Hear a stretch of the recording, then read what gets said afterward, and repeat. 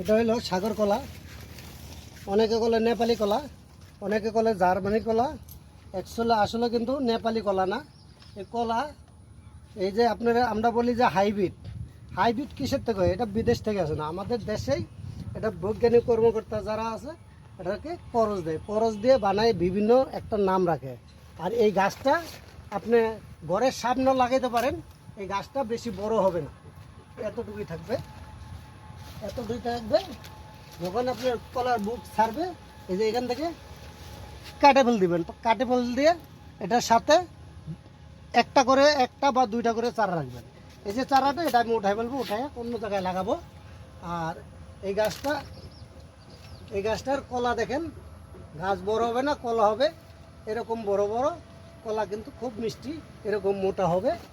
কিন্তু এই ছড়িটা ছোট হয়েছে, কিন্তু এখানে মাটিটা একটু ভালো না, পানি জমে, এর জন্য এই কলার ছড়িটা ছোট হয়েছে। তাহলে এই ছড়িটা আপনার মাটি, ভালো মাটি হলে মাটিতে থেকে থাকবে।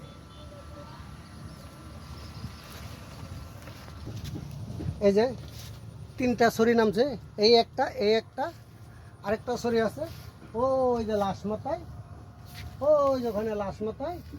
আর এই যে গাছটা দেখতেছেন, এই যে এটাতেও এলা ছড়ি আসবে।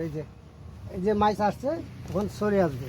প্রতিটা গাছ এরকম বড় হবে, কলা ধরবে। আপনারা এই কলা গাছ যে কোনো জায়গায় লাগাইতে পারেন, এটা বেশি বড় হয় না, অল্প খরচে না? অল্প খরচ। আর কলা গাছে আপনি চা পাতা দিবেন।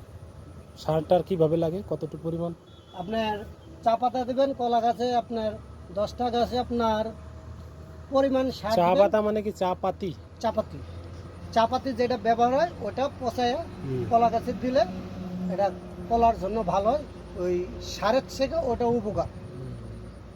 গোবর দিবেন হাফ কেজি, চা পাতা যদি দেন 1 মুঠ দিবেন, 1 মুঠ।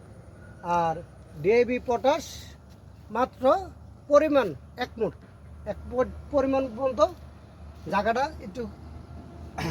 জায়গাটাকে কোবাইবেন, কোবাইয়া রিং করবেন, রিং করে সারটা দিয়ে সুন্দর করে মাটি দিয়ে দিবেন, পানি দেওয়া লাগবে না। এই আমার বক্তব্য।